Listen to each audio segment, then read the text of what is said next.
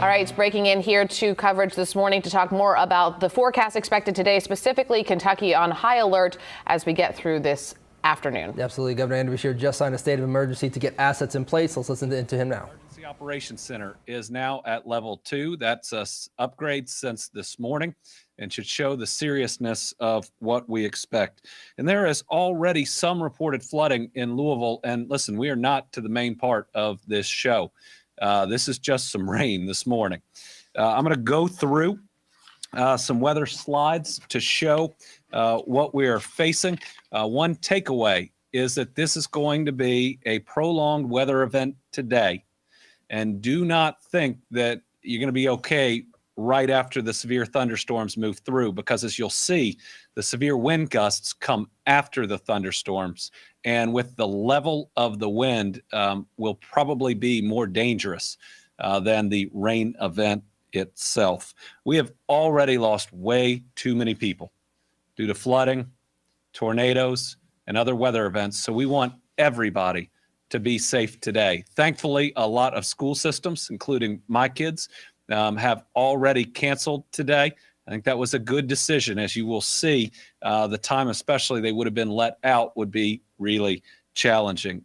State government, we are closing our buildings to non-essential employees at 11 a.m. today to give people time to get home.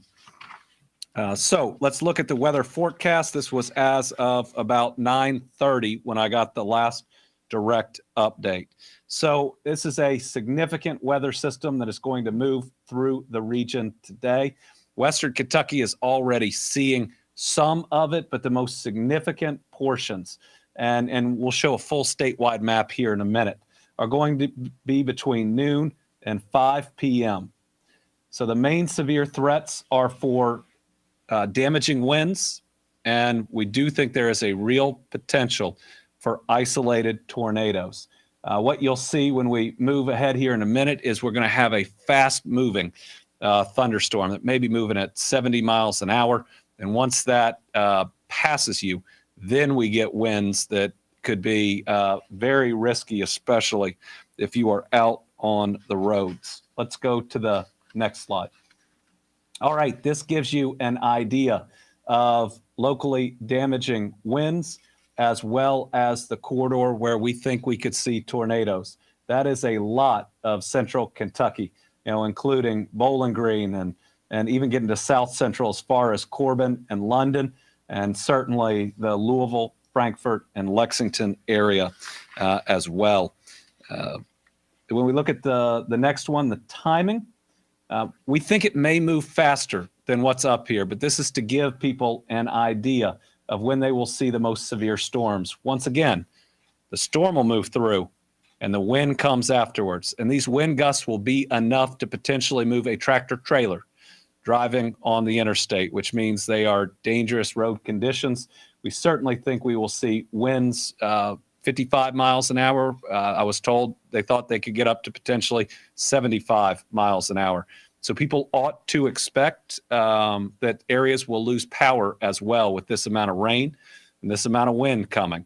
We'll see trees uprooted, and so people should be prepared. Thankfully, it's not all that cold to potentially lose power. So make sure you have your kit in your house prepared with anything that you will need. Storm moves from the west to the east. It's kind of moving at a northeast. If you look at how the storms will come through with damaging winds. Again, that's the next slide. We can go to it. All right, we really want to focus on this slide because if you look at the confidence that we're going to have these gusty winds, it is high, which means the National Weather Service is pretty sure of this one. So sustained winds of 25 to 35 miles an hour, which are already an issue, but with gusts of 55 to 65 miles per hour. That can cause real issues on the roadway, also trees, power, and other issues that we will see. And again, I want to repeat that the wind will really kick in after the storm moves through. And that's something that we are not quite used to. So I don't want people to have confidence that once the thunder stops and once the rain stops, that it's going to be safe, because it's not. Okay, this is where we currently have a tornado watch. This is in the west, but as you remember, that other slide we showed, a large part of Kentucky is going to have the possibilities of tornado watches. As of this morning, there are 60 tornado watches across the state. Isolated hail up to a quarter size is also possible. So we need people to really be attuned to the weather. Watch your local meteorologist, have your weather radio. We'd ask the media to provide as many updates as we can, because the storm's moving so fast. All right, when you think about how quickly it's moving through, if there is a warning, you're not going to have a lot of time. So again, it's better if you are at home, but you have to be weather aware, really alert today. And when you hear that warning, don't wait. Go ahead and get to that safest place in your home. All right. Additionally, with all this, we are going to have heavy rainfall, which is the next one. It's going to continue on and off in the morning and into the afternoon hours. The heaviest rainfall totals are expected north of the Western Kentucky Bluegrass Parkways. We've already had a reported 2+ inches in a couple places in Kentucky. So a flood watch is in effect through Friday afternoon, this afternoon, across portions of southern Indiana and central Kentucky, and flash flooding will be possible with these storms. A couple other actions that we are taking. We have a team of meteorologists, transportation, and communication staff, as well as Kentucky State Police that are in the EOC right now. I was there this morning monitoring the storm and ready to respond. As we mentioned, the Kentucky National Guard is preemptively preparing us. After everything we've been through, I believe in being over-prepared. Prepare for the worst, hope for the best. Personnel Cabinet sent out guidance last night to state employees, to everybody who is able to telecommute and to work remotely is doing that today. Then earlier this morning, we notified that we were closing state office buildings at 11 a.m. to make sure our employees had time to get home. As mentioned, many school districts have closed for the day, so teachers, staff, and students can be safe. And we're also working on notifying our previous storm survivors in travel trailers. We've been communicating with them significantly. We have shelters set up for each of them. I think we have a slide of that. So especially knowing the trauma that some of these folks all these folks have been through, we wanted to make sure that in counties that had been impacted, especially by tornadoes and flooding, that we had a shelter where people could preemptively go to if they so chose. I think everybody has a weather radio in every single one of the travel trailers, and we're even going door to door. If you're in an unsafe location, we urge you contact your local emergency management official and check those social media accounts or websites for local shelter options. As a reminder, don't call 911 for weather updates.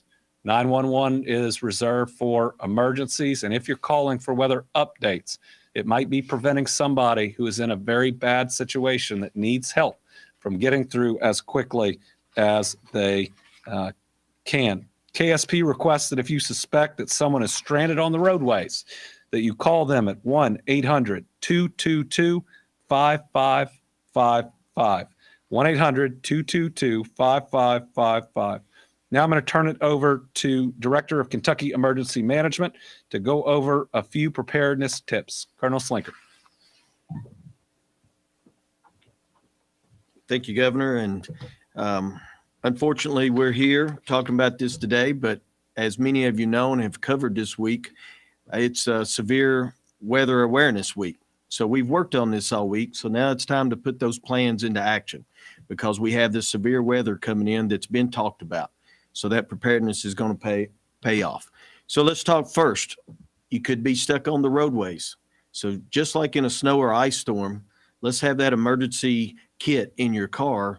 No different than when we're talking snow, ice, or some reason, because as the governor mentioned, the high winds can get the high center of gravity vehicles and overturn them. So a tractor and trailer turned over on the interstate would be no difference than a tractor and trailer jackknife and ice. So have those emergency kits handy, drinking water, first aid kits, cell phone chargers, blankets, tools, warning devices like flares or flashers that you can put on, and raincoat, gloves, and shovels. So just be aware that if you have to travel, monitor your whatever means are available to you. The Kentucky Transportation Cabinet's website, Waze, multiple other traffic apps. Find out if your roads are flooding. We have reports already in the Louisville metro area and have been confirmed that they've had some flash flooding across some of the main roadways. So be safe, and never mention flash flooding without saying, turn around, don't drown. Remember, it takes a small amount of water to wash your car away. So be safe. If you encounter water over the roadway, don't risk it. Turn around, don't drown. Second, we've talked high winds, power outages, potential tornadoes. So remember, put that plan in place. What's your plan in your house, in your residence? What's that interior room or the basement? Where are you going to go? And what do you want to have in that room to help you stay safe or maybe stay there a while? As been mentioned in the weather, the winds are going to be around a while, and it could cause power outages. So have water, food, snacks, batteries, flashlight, chargers, all those things that you would need maybe in your shelter in place. Make sure you have those with you wherever you are sheltering. If your residence or where you're staying isn't an appropriate shelter, please find some of those shelters that have been identified and utilize those. And just like the turnaround, don't drown, we mentioned power outages. Often, many people have generators and they'll use those. I'll never mention power outages of generators without saying do not put them indoors. That's where we lose people. So if you use a generator during a power outage, 8-10 feet outside of your residence where there's no chance of carbon monoxide poison. And that's what I have. Everybody be safe. We're going to stay on top of it all day, and we'll continue updating everyone, including the governor, and we'll give you updates as needed. Thank you, sir. I think only piece that I missed is that we also activated the price gouging statute to ensure that if we have a significant event that people can't be taken advantage of. So once again, folks, look, this is the weather is just going to be bad today. Tomorrow looks okay. So let's just be careful. Let's not take any unnecessary risks, and let's all get through it and get through it together. All right, we've got a number of journalists here. Start with Mark. What are the plans for the power outage?